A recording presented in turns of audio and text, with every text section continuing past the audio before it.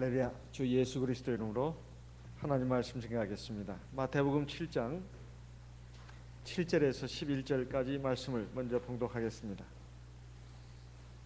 마태복음 7장 7절에서 11절까지 말씀을 읽겠습니다. 마태복음 7장 7절. 구하라 그러면 너에게 주실 것이요, 찾으라 그러면 찾을 것이요, 문을 두드리라 그러면 너에게 열릴 것이니 구하는 이마다 얻을 것이요 찾는 이가 찾을 것이요 두드리는 이에게 열릴 것이니라. 9절. 너희 중에 누가 아들이 떡을 달라면 돌을 주며 생선을 달라면 뱀을 줄 사람이 있겠느냐? 너희가 악한 자라도 좋은 것으로 자식에게 줄 줄 알거든.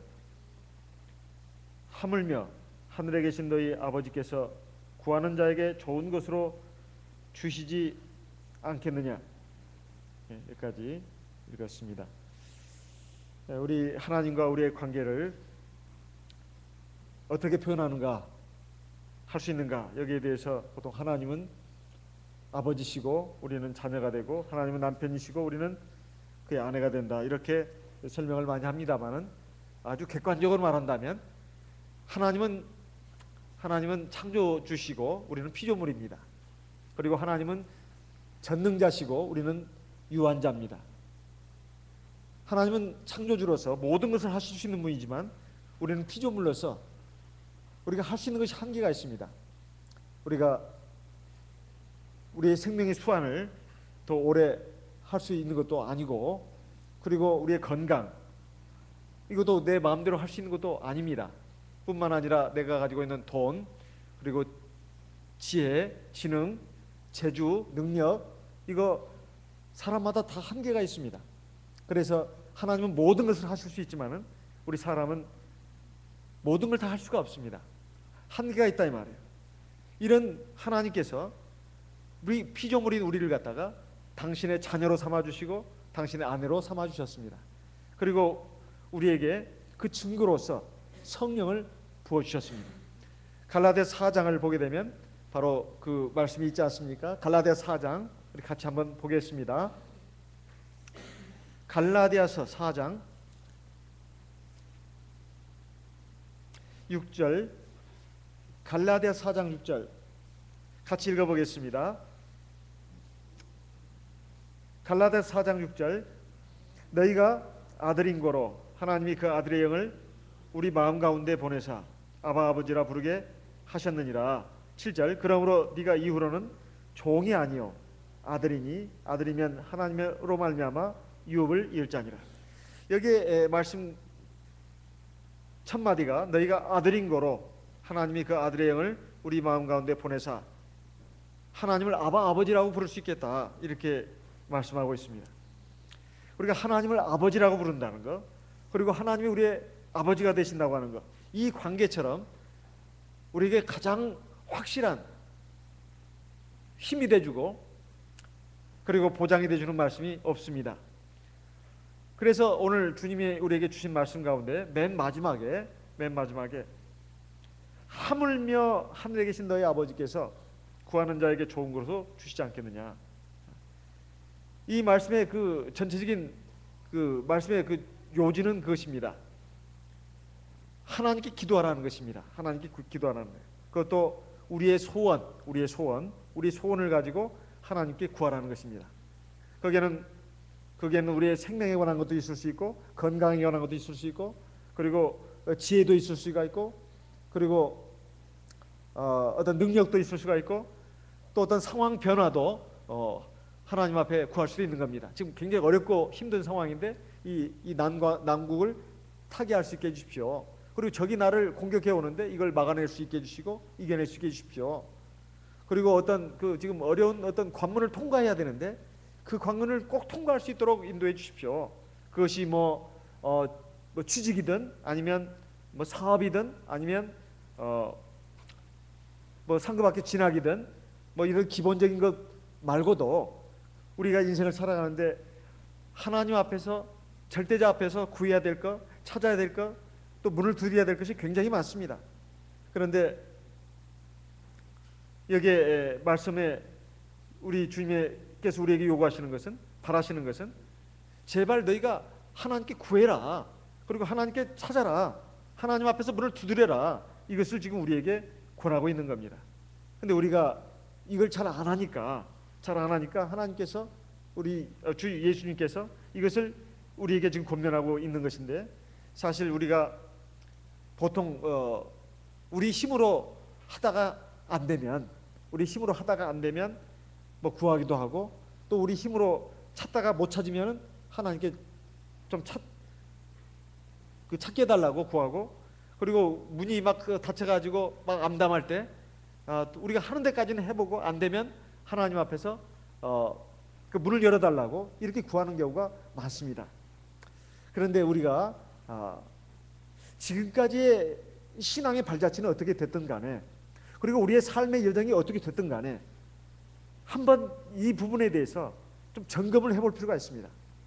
내가 신앙생활이 1년이 됐든 10년이 됐든 아니면 20년이 됐든 30년이 됐든 그 상관없이 내가 정말 모든 문제를 하나님 앞에 놓고 구하고 찾고 두드렸는가, 이 부분에 대해서 한번 내 자신을 점검해 볼 필요가 있다 이 말이에요. 그런데 잘 구하지 않고 찾지 않고 두드리지 않는 이유가 뭔가 하는 겁니다.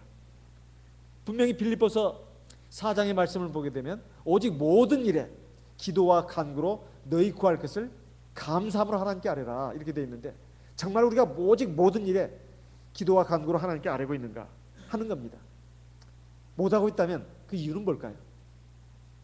그 첫 번째 원인은 하나님을 잘 믿지 않는 겁니다. 하나님을 잘 믿지 않는 거예요. 진짜 하나님이 살아계신다고 하는 것, 하나님이 살아계신다고 하는 것을 확실하게 믿지 않는 겁니다. 확실하게 믿지 않는 거예요. 그냥 어렴풋하게 느끼고만 있을 뿐이고, 어렴풋하게 인식만 하고 있을 뿐이지, 신약같이 인정만 하고 있을 뿐이지, 정말 100% 인정하고 믿고 그렇게 있는 것이 아니다 이 말이에요. 정말 100% 믿고 인정한다면 우리가 그럴 수는 없는 겁니다.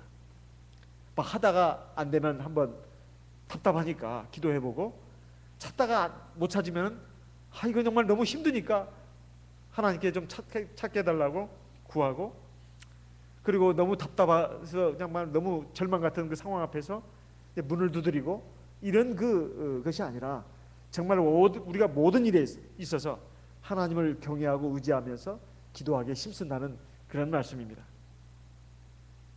그러면 사람은 눈을 감고 물을 꿇든 눈을 뜨든 항상 하나님을 생각하면서, 그래, 내가 아침에도 기도했지만 저녁에도 기도하고, 그래, 그거 가지고는 지금 안 되는 상황이다. 그러면 낮에도 수시로 무릎을 꿇습니다. 그냥 답답하면 정말 뭐 세상 사람들 술이나 한잔 마시고 어디 바람이나 쐬러 가고 그러지 않습니까? 또 뭐 유행가나 한번 어디 가서 막 카라오케 방에 가서 막 노래나 실컷 불러보고 말이야. 안 되면은 뭐 어디 가서 고함이나 질러보고. 세상 사람들이 하는 양태가 그런 양태입니다. 그런데 우리 하나님의 백성은 절대로 그래서는 안 된다는 거예요. 하나님이 살아계시고 하나님이 주관하시고 하나님이 섭리하신다, 이것을 믿는다면 우리가 당연히 하나님의 살아계심을 인정하고 하나님 앞에 구해야 된다는 것입니다. 두 번째, 우리가 하나님 앞에서 구하지 않는 이유, 찾지 않는 이유, 두드리지 않는 이유가 뭔가? 그것은 내가 하나님 앞에 이렇게 구한들, 찾은들, 두드린들 과연 하나님이 내 기도를 들어주시고 그리고 내 기도대로 응답을 해주실 것인가? 일이 잘못되면 어떻게 되는 건가?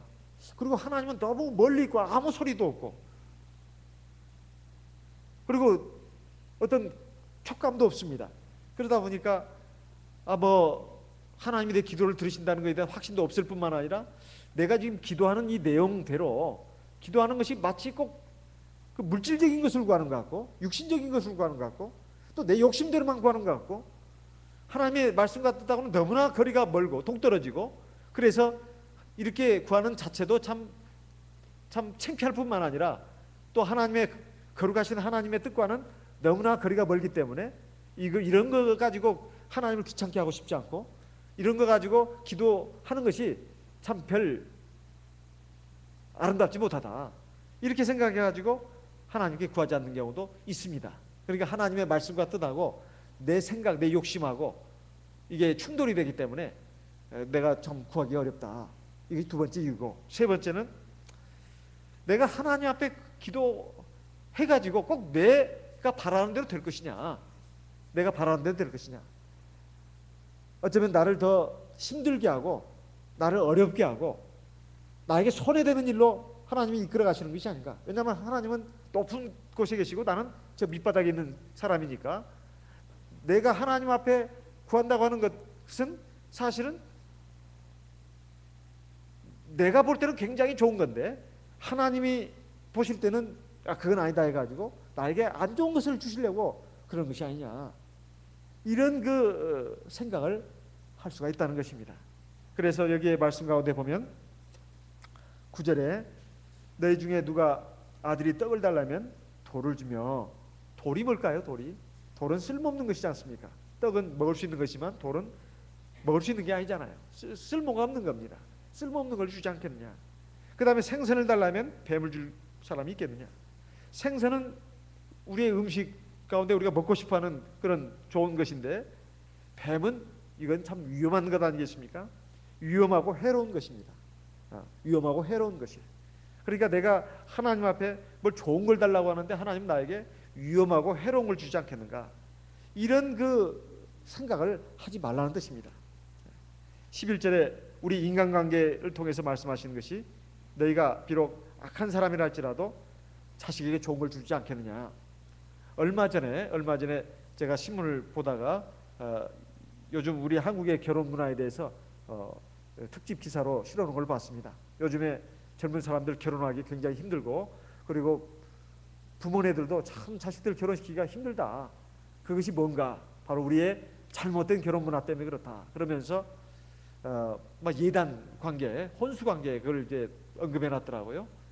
서양하고는 전혀 다른 그 풍속이 우리나라에 있다는 겁니다. 그게 아들은 결혼할 때 막 그냥 막 집도 해줘야 되고, 딸도 마찬가지예요. 막 그 혼수 예단, 그 아들이 집을 해오는 대신에 딸은 이제 막 비싼 아주 그 굉장히 고가의 혼수 예단을 해가지 않으면 참 아주 그게 부부 싸움이 되고, 또 시부모와의 어떤 갈등이 일어나 가지고 결국은 파탄지경에 이르는 이런 사례들을 쫙 해놨는데, 우리 교회는 아마 있지 않을 것이라고 생각합니다만은 지금 세상의 어떤 풍조를 놓고 하는 것 같습니다. 그걸 보면서 참 저도 걱정이 되더라고요. 저도 걱정이 돼요. 이거 참 어떻게 도저히 이렇게는 못하겠다. 나는 서양식으로 해야 되겠다. 이제 그런 생각이 들었는데, 어쨌든 그러나 부모 마음이 그렇게 해주지 않으면 자식들이 평생 모아도 집을 못 산다는 겁니다. 지금 요즘 풍토에서는 부모한테 상당히 그 지원을 받지 않고서는 지금 돈 벌어가지고 월급쟁이로 해가지고 돈 벌어가지고 그 수억대 집을 산다고 하는 것은 아주 요원한 일이라는 거예요. 그것을 이거 기사에 해놨더라고요. 그러니까 부모의 입장에서는 그렇게 집을 다 사주든지 아니면 다만 얼마만큼이라도 전세라도 이렇게 해줘야만 기반을 잡고 살아갈 수 있다. 그런데 있는 집 부모의 자녀들이 더 그걸 부모한테 요구한답니다. 그리고 놀라운 것은 부모가 아무리 그렇게 해줘도 자식들은 그거에 대해서 당연하게 생각하고 고맙게 생각하는 사람은 100명 가운데 30명 정도, 약 30% 정도만 부모가 그래도 애썼다, 고맙다, 그걸 느낀다는 겁니다. 70%는 그건 당연한 것이고 고맙게 생각도 안 한다는 거예요. 그래서 참 이거 세태가 이렇게 되는데, 부모의 입장에서는 자식들이 힘들게 사는 것을 차마 못 보기 때문에 그렇게 해준다는 것이죠. 빚을 내서라도 해준다는 말을 보고, 나는 그런 마음이 없는데 이거 어떡하나, 이런 생각도 들면서 참 부모의 마음이라는 것이 다 그런 것인가 보구나. 근데 저도 막상 닥치면 어떻게 될지는 모르겠습니다. 어쨌든 지금 마음은 그런데요, 부모의 마음이 그렇다는 것이죠. 부모의 마음이. 그런데 여기에 지금 하나님의 마음을 우리 인간의 부모의 마음으로 지금 비유해 가지고 말씀하고 있습니다. 아무리 악한 사람, 예를 들면 도둑이라 할지라도 훔친 물건 가지고, 돈 가지고 자식을 먹이고 또 교육시키고 하지만은 자식들한테 너도 도둑질하는 사람이더라 이렇게 가르치지는 않습니다. 비록 자기는 도둑이고 강도라 할지라도 자식에게는 좋은 걸 주려고 하는 것이 부모의 마음이다. 하물며 하늘에 계신 너희 아버지께서 구하는 자에게 좋은 걸 주시지 않겠느냐. 이것을 지금 우리에게 말씀하고 있습니다. 그래서 우리가 하나님 앞에 정말로 이 구하는 문제, 찾는 문제, 두드리는 문제, 우리가 기도하면서 꼭 뭘 달라고만 있는 건 아니지 않습니까? 사실은 회개하는 문제도 있고 감사하는 문제도 있고 또 하나님 앞에서 또 믿음을 달라고 영적인 것을 뭐 이렇게 오히려 우선적으로 구하면서 나가야 되는 그런 것들이 많이 있는데 왜 주님께서는 구하고 찾고 두드리라고 자꾸 말씀하고 있냐 이 말이에요. 이것은 영적인 것만 말씀한 게 아닙니다. 육적인 것도 들어 있습니다. 근데 이것을 통해서 부모와 자식과의 관계를 확실하게 맺고자 하는 그런 뜻이 우리 주님에게 있습니다. 자식들이 어느 정도 성장하고 나면 이제 자기 나름대로 먹고 살게 되니까 사실 부모에게 뭘 달라고 하는 것이 적어지게 됩니다. 또 그건 당연한 것이죠. 이제 부모를, 육신의 부모를 또 봉양하고 은혜에 보답을 해야 되니까. 그런데 점점 자기의 이제 삶의 어떤 공간이 주어지고 이제 부모와 자식과의 관계가 이제 점점 얇아집니다. 그런데 여기에 주님께서는 구하고 찾고 두드리라고 계속 말씀하고 있어요. 마치 어린아이가 엄마가 앞에 있으면 뭐 자기 필요한 거 있으면 막 구하지 않습니까? 엄마든 아빠든 막 달라고 구한단 말이에요. 용돈이든 아니 뭐 뭘 좀 해달라고 하든. 그리고 엄마가 눈에 안 보이면 엄마를 막 찾습니다. 엄마를 찾는다 이 말이에요. 지금 밥때가 됐는데 왜 엄마가 밥을 안 주시나? 밥을 해주셔야 되는데 엄마를 찾는다 이 말이에요. 다급하면 아빠 찾고 엄마 찾고 다 그러지 않습니까?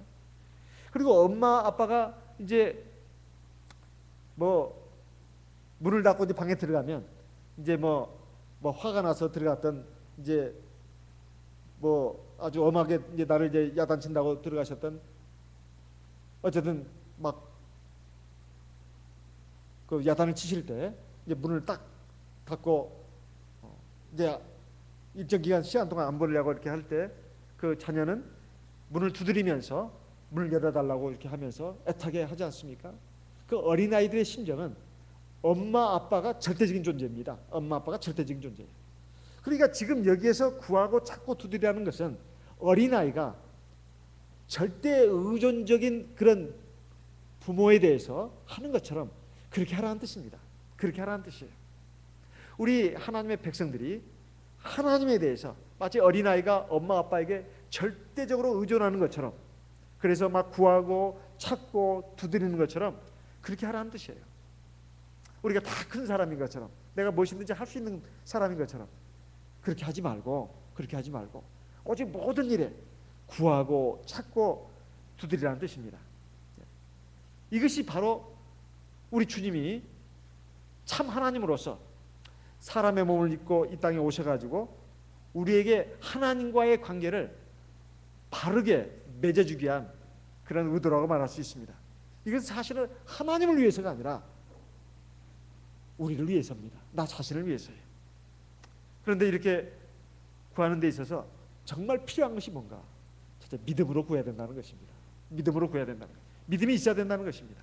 야고보서 1장 6절에 보면 누구든지 지혜가 부족하거든 후히 주시고 꾸짖지 아니하시는 하나님께 구하라. 오직 믿음으로 구하고 의심하지 말아라. 의심하는 자는 바닷물결에 요동하는 것 같다. 그래서 아무것도 주께 얻기를 기대하지 말아라. 야고보서 1장 6절에 있는 말씀입니다. 정말 믿음으로 구하면 하나님께서 주신다는 것입니다. 주신다는 거예요. 그런데 여기에는 우리가 꼭 생각해야 되는 것이 뭐가 있나? 야고보서 4장에 있는 말씀과 같이 우리가 사실은 하나님 앞에 많이 받을 것도 많은데 그 받지 못하는 그 이유가 뭔가? 그것을 말씀하고 있습니다. 야고보서 4장 2절 말씀을 보겠습니다. 야고보서 4장 2절 우리 소리내서 한번 읽어보겠습니다. 야고보서 4장 2절 같이 읽어보겠습니다. 야고보서 4장 2절 너희가 욕심을 내어도 얻지 못하고 살인하며 시기하여도 능히 취하지 못하나니 너희가 다투고 싸우는도다. 너희가 얻지 못하면 구하지 아니하며. 여기 보시게 되면 우리가 세상을 살면서 막 전쟁하듯이 살아갑니다. 돈 버는데도, 공부하는데도, 그리고 어떤 그 같은 그 직종에서는 경쟁자끼리 막 다투고 욕심도 내고 막 시기하고 싸우고, 그 심지어는 그것이 도저히 자기 힘으로 안 될 것 같으면 상대방을 어떻게든지 밟고 일어서야 되면 상대방을 죽이기까지 합니다. 실제로 죽이는 경우도 있지만 상대방을 완전히 파멸로 이끌기 위해서 한다 이 말이에요. 같은 직종에서 남보다 앞서기 위해서, 그리고 우위에 서기 위해서 그렇게 한다 이 말이에요. 그런데 하나님의 백성은 절대로 그렇게 살아서는 안 된다는 뜻입니다. 그러면 손에 쥔 것 같지만 결국 나중에 자기 손에 쥐어지는 것이 아니라 다 빠져나가 버립니다. 하나님의 백성은 하나님의 특별 섭리 가운데 있습니다. 세상 사람들은 하나님의 백성과 마찬가지로 하나님의 일반 섭리 은총 가운데 있어요. 열심히 노력하고 성실하게 일하면 그걸 받습니다. 심지어는 사기치고 또 편법을 써도 그걸 얻는 수가 있습니다. 그렇지만 그것이 나중에 하나님의 심판대 앞에서 다 심판을 받고 그 물고 분수로 다 사라집니다.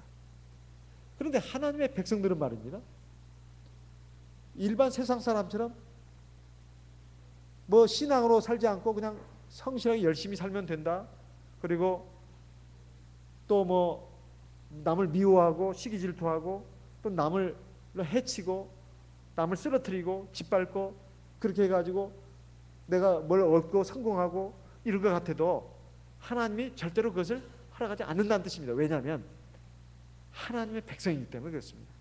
하나님의 백성은 세상 백성과 신분이 같지 않습니다.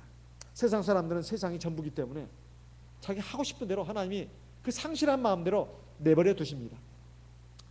하지만 마지막 날 심판이 있죠. 그러면 하나님의 백성은 그렇게 해서는 안 된다 이 말이에요. 이건 남의 자식이 아니라 하나님 입장에 봤을 때는 내 자식이다 이 말이에요. 내 자식이 잘못되는 것을 하나님은 절대 용납할 수가 없습니다. 그래서 하나님이 우리 삶에 개입을 하신다 이 말이에요. 사랑하시기 때문에. 그래서 우리가 하나님을 의지하지 않고 하나님을 경외하지 않고 자기 힘대로 노력대로 뭐 이렇게 나가면은 잘 될 것 같아도 결국 하나님이 그것을 자기 것이 되지 못하게 합니다. 그래서 우리가 세상에서 살면서 우리가 필요한 것을 얻는 방법이 뭔가, 비결이 뭔가, 그것은 바로 하나님께 구해야 된다는 것입니다. 하나님께 구해야 된다. 너희가 얻지 못하면 구하지 아니하며. 그리고 하나님이 은혜로 주신 것이 결국은 그의 것이 되고, 그리고 하나님을 영화롭게 하고 많은 사람들에게도 은혜와 덕을 끼칠 수 있는 게 됩니다. 자기 욕심대로, 자기 감정대로, 이렇게 자기 혈기대로, 자기 정욕대로 뭘 하고 싶다고 해서 하고, 널 얻고 싶다고 해서 치달아가고, 이렇게 해서 하는 것은 하나님 기뻐하지 않습니다. 정말로 하나님이 기뻐하시는가? 하나님을 영화롭게 하는가? 그리고 하나님 앞에서 주어진 내 삶을 정말로 내가 의미 있게 살아서 하나님을 기쁘게 하고 많은 사람들에게 기쁨을 주고 덕을 끼치는 삶을 살아야 되겠는데, 하나님 그러기 위해서 내게 돈도 필요하고 직업도 필요하고 내 이 사업도 잘 돼야 되고 우리 가정도 평안해야 되고 우리 가족들이 다 건강해야 되고 화평한 가운데서 우리가 신앙생활을 할 수 있어야 되고, 이런 것들을 하나님 앞에 구하다 보면 거기에는 육신적인 것이 그 육신적인 것이 아닙니다. 물질적인 것이 아니다 이 말이에요. 그것은 다 하나님 안에서 내가 믿음으로 바로 서고 우리 가족들도 바로 서고 우리 하나님을 기쁘게 하고 하나님 은혜에 보답하는 그러한 내 인생을 살기 위해서 필요한 것들이다 이 말이에요. 그래서 그런 모든 것들을 놓고 우리가 하나님 앞에 구할 때 사실은 그저 하나님 생각지도 않고 자기 막 그냥 자기 능력과 열심히 사는 이 세상 사람들과 똑같은 그 삶을 우리 하나님의 백성이 산다면 그건 하나님 앞에서 별 의미가 없는 것이다 이 말이에요. 별 의미가 없습니다. 그래서 하나님께서는 우리가 세상 사람처럼 막 욕심내고 그리고 사람을 미워하고 시기 질투하고 다투고 심지어는 싸우고 살인하고 이렇게 해서 내가 어떤 자리를 얻으려고 하고 어떤 지위도 얻으려고 하고 그리고 어떤 돈도 이득도 얻으려고 하고 이런 식으로 우리가 나간다면 하나님이 절대로 그걸 얻지 못하게 한다. 그것을 주시는 분은 하나님이다. 하나님이 천지 만물을 만들고 눈에 보이는 것들뿐만 아니라 눈에 보이지 않는 것들도 만들었다고 골로새 1장에 나와 있습니다. 눈에 보이지 않는 정사, 정권, 눈에 보이는 모든 것들과 눈에 보이지 않는 모든 것들도 하나님이 만들었다.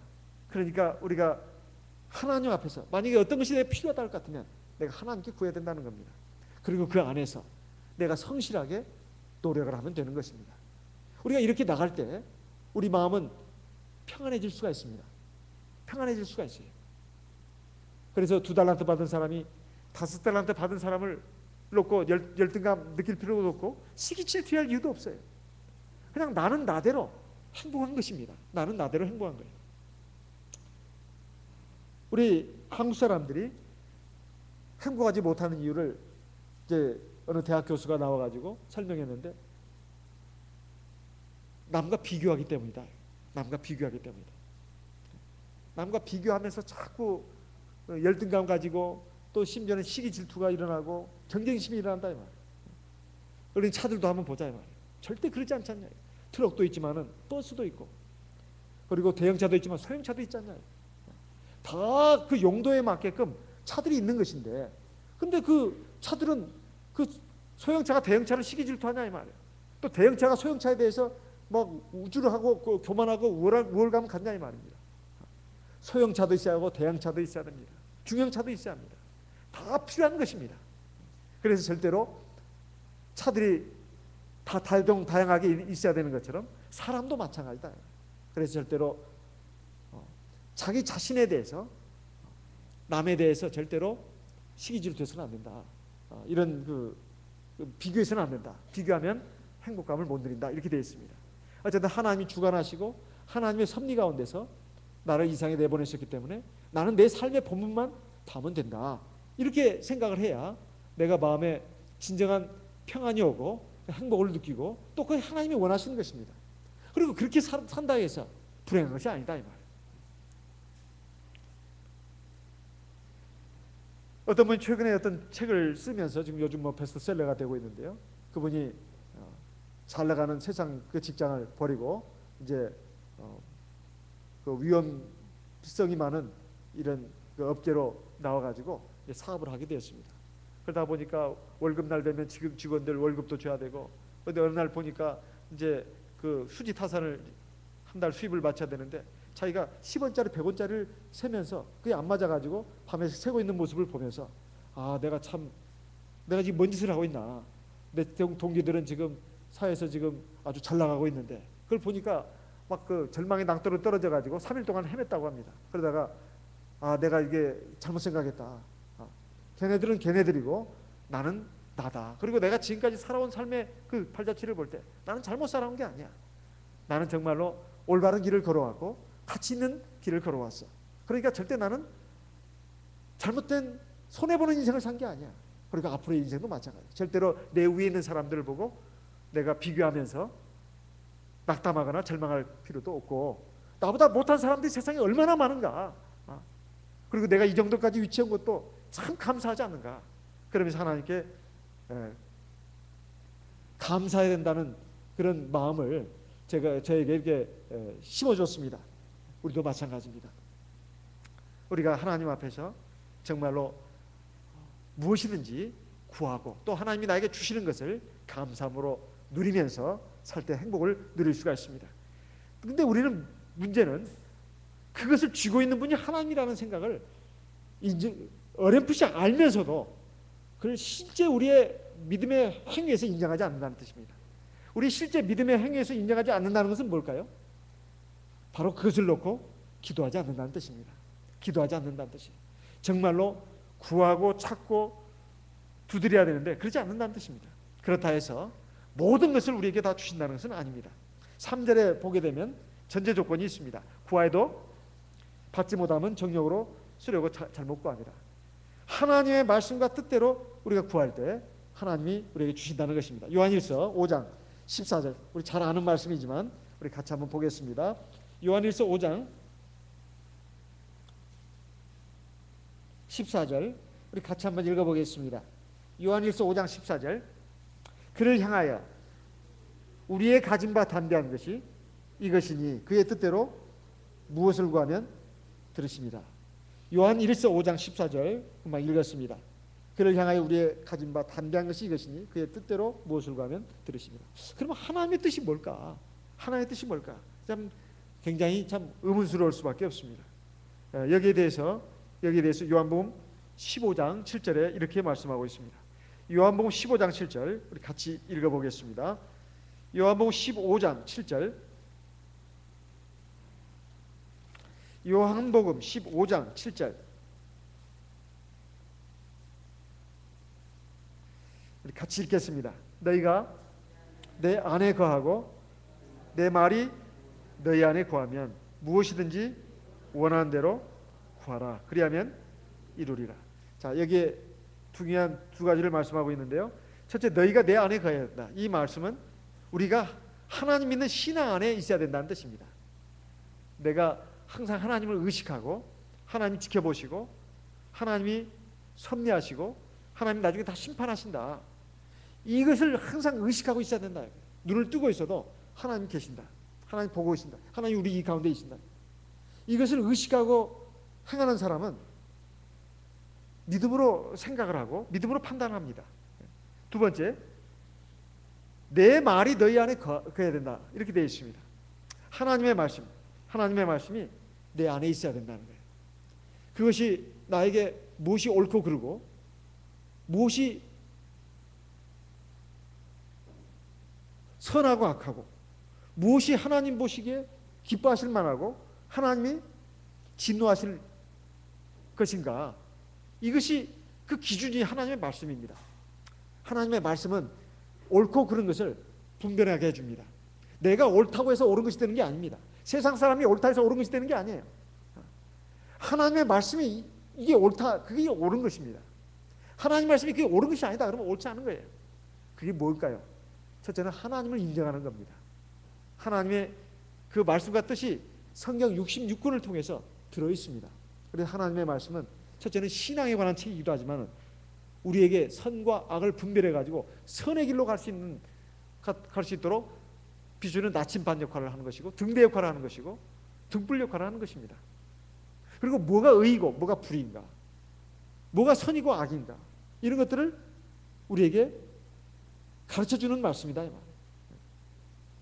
그리고 나중에 하나님이 칭찬하시고 상 주실 일인가, 나중에 하나님이 진노하시고 벌을 내실 일인가, 이것도 다 이 하나님의 말씀이 있다는 것입니다. 근데 하나님의 말씀을 그래서 주야로 묵상하는 사람, 죄인의 길에 서지 않고 악인의 꾀를 좇지 않고 오만한 자리에 앉지 않고 오직 여호와의 볼 주야로 묵상하는 사람이 복 있는 사람이라고 말씀하는 거예요. 저는 이 대방교회 성도님들이 전국적으로 참 성경을 가장 많이 읽는 그 교회 중에 한 교회라고 제가 알고 있습니다. 참 이것은 참 자랑할 만한 일이에요. 비록 성경 읽기를 내지는 않더라도 하루에 한 절이라도 한 장이라도 읽는 분도 저는 그 외에도 많다고 생각합니다. 그 읽는 것이 굉장히 중요하죠. 우리 예배 시간에 듣는 것도 굉장히 중요합니다. 중요한 것은 그냥 눈으로만 읽고 지나가는 것이 아닙니다. 한쪽 귀로 듣고 흘러버리는 것이 아니에요. 그 말씀을 먹으면 저장을 해야 합니다. 소가 왜 소가 되는지 아십니까? 똑같이 독사도 풀밭에서 살고 그리고 소도 풀만 먹고 사는데, 아니 소는 우리에게 맛있는 우유와 기름진 고기를 주는데 독사는 풀 먹으면서도 왜 그렇게 독을 내냐 이 말이에요. 그 차이는 딱 하나입니다. 바로 되새김질이에요. 되새김질입니다. 소는 그 풀을 먹어도 고기 먹는 거 아니에요. 풀만 먹습니다. 그런데 그 맛있는 고기, 부채살도 나오고 또 뭔 쌀이 나오죠? 안심, 등심, 맛있는 고기 많이 나오죠. 침이 벌써 생기네요. 고기, 맛있는 우유에다가 그 풀만 먹는데 그렇게 된다 말이에요. 참 신기하지 않습니까? 바로 되새김 때문에. 되새김 때문에 하나님의 말씀을 아무리 많이 듣고 많이 읽어도 되새김질이 없으면 소가 아니라 자칫 잘못하면 영양불량의 소가 될 수가 있습니다. 심지어 독사가 된다는 말은 우리가 할 수는 없는 거고요. 어쨌든 비실비실한 소가 된다. 하나님의 말씀을 먹으면 지혜 있는 사람은 그 말씀을 마음에 담아둡니다. 그리고 생각을 한다 이 말이에요. 자꾸 되새김질합니다. 그리고 어떤 상황이 왔을 때 그 말씀이 바로 이렇게 적용이 된다 이 말이에요. 어떤 화가 나는 상황이 왔습니다. 하나님 말씀을 되새김질하는 사람은 화가 나는 상황에서 화를 막 내지 않습니다. 내지 않아요. 참습니다. 참고 한번 생각해 봅니다. 내가 이 상황에 어떻게 해야 되는가. 남을 미워해야 되는 상황에 있을 때 그 미움을 누릅니다. 하나님의 말씀을 생각하면서. 그것이 늘 그 체질화된 사람이에요. 체질화된 성도는 하나님의 말씀을 늘 되새김질합니다. 그 말씀이 마음에 있기 때문에 그냥 말씀을 먹으면 그냥 밑으로 그냥 쏙 빠져나가면 그냥 똥이 돼버리는 거죠. 아무 쓸모도 없는 거예요. 하나님의 말씀도 아무리 먹어도 되새김질하는 거 넘어가 버리면 그야말로 그냥 목숨만 붙어있게 하는 정도에 불과합니다. 그래가지고 하나님을 못 갑니다. 목숨만 붙어있게 하는 정도 가지고는 못 가요. 왜냐하면 나중에 그 마귀의 불화살이 시련과 고난이 엄청나거든요. 그걸 이겨낼 수가 없는 겁니다. 아주 조그만 시련에도 그냥 넘어져 버리는 거예요. 조그만 죄의 유혹에도 그냥 넘어져 버리는 겁니다. 그렇게 해가지고는 안 된다 이 말이에요. 하나님의 말씀을 먹으면 되새김질 자꾸 해야 합니다. 자꾸 묵상하고 그리고 말씀을 들을 때도 자꾸 깊이 생각하면서 들어야 합니다. 깊이 생각하면서 그 하나님의 말씀을. 그런데 이게 하나님의 말씀을 계속 그렇게 막 주옥 같은 하나님 말씀이 주어지고 있는데도 그 말씀이 그야말로 그냥 마치 흐르는 냇물처럼 쫙쫙 그냥 지나가 버리면 나중에 보면 그냥 맹탕이에요. 맹탕해 가지고 그냥 바짝 말라 가지고 그 물고기도 없어요. 잡풀도 안 자랍니다. 이건 정말 황량한 광야도 같아요. 우리가 하나님의 말씀을 묵상할수록 거기서 계속 샘물이 넘칩니다. 성령도 충만해지고. 우리가 하나님의 말씀을 마음에 두는 것이 굉장히 중요합니다. 그래야 우리가 소 같은 그런 하나님 보시기에 정결한 제물이 돼가지고 하나님 받으심직하고 거기서 하나님 생명의 역사가 일어나는 것입니다. 그랬을 때 우리가 원하는 대로 구하면 우리가 이룬다고 분명히 주님께서 말씀하고 있습니다. 이건 최소한의 전제 조건입니다. 만약에 이렇지 않고 우리가 하나님 앞에 무엇이든지 구하면 하나님 주신다고 할 것 같으면 어떻게 될까요? 이건 정말로 위험한 겁니다. 정말로 위험한 거예요. 이건 우상숭배자 신앙과 조금도 다를 바가 없습니다. 우상숭배자들의 특징이 뭐냐? 가서 뭘 좀 달라고 합니다.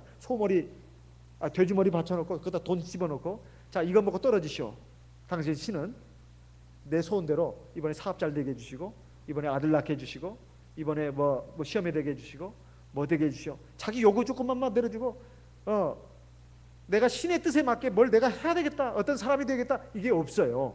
우상 종교와 이 참신앙과의 차이점은, 결정적인 차이점이 또 거기에 있습니다. 그들의 신앙은 뭐냐? 우상 숭배라는 게 뭐냐? 자기 욕심만 막 채우면 되는 것이고 신은 그것을 위해서 존재하는 것입니다. 근데 우리 참신앙은 그게 아니에요. 참신앙은 그게 아닙니다. 내가 이루는 소원도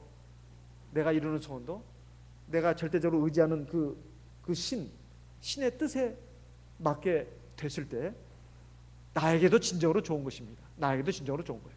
그리고 우리의 참신 하나님과의 우리와의 관계는 세상에서의 현세적인 것, 물질적인 것으로 만족하면 끝나는 것이 아니라 영원한 생명, 영원한 나라에 들어가서 영원한 복락을 누리면서 이 세상에 있는 모든 것들보다 더 완벽하게 갖춰져 있는 그 모든 것들을 다 누리면서 영원히 사는 것입니다.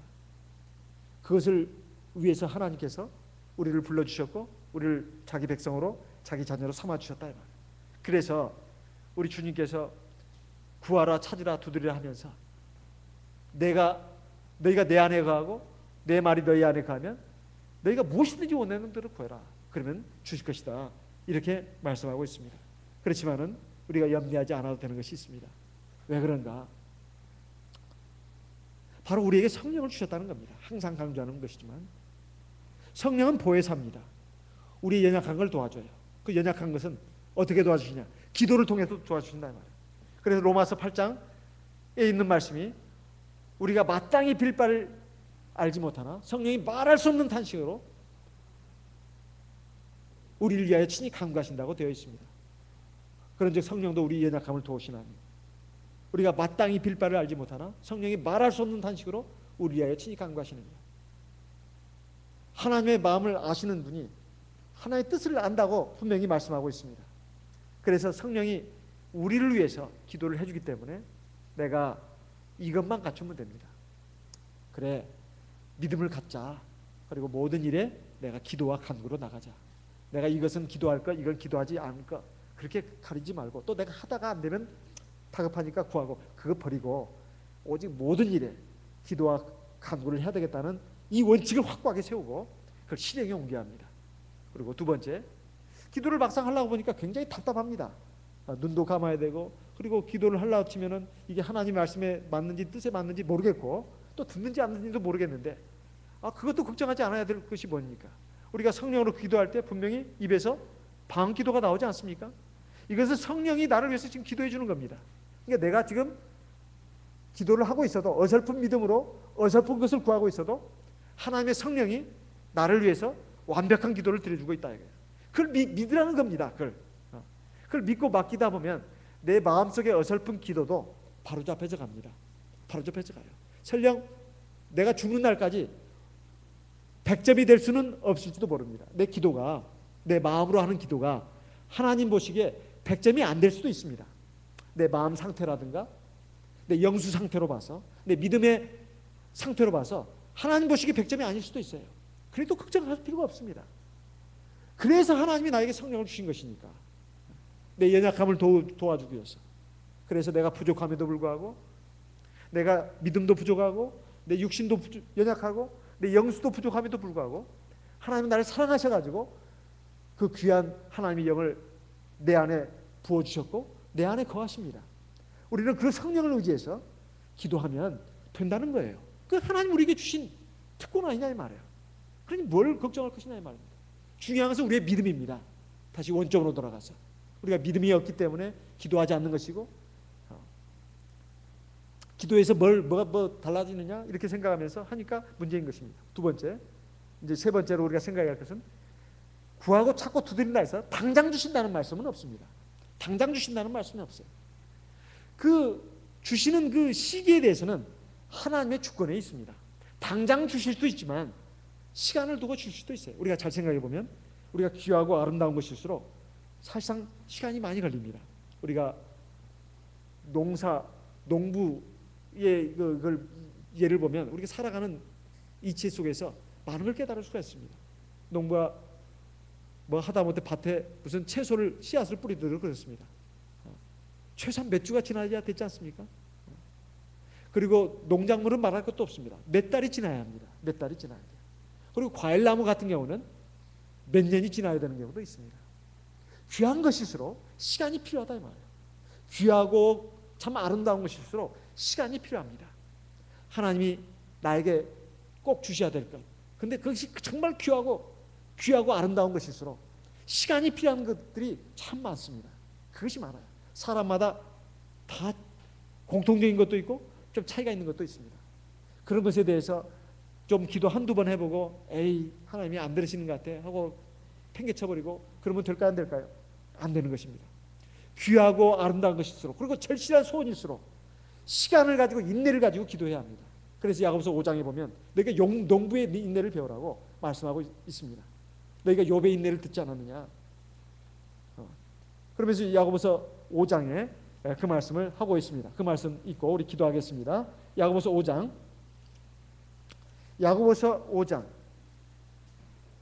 7절, 그러므로 형제들아 주의 강림하시기까지 길이 참으라.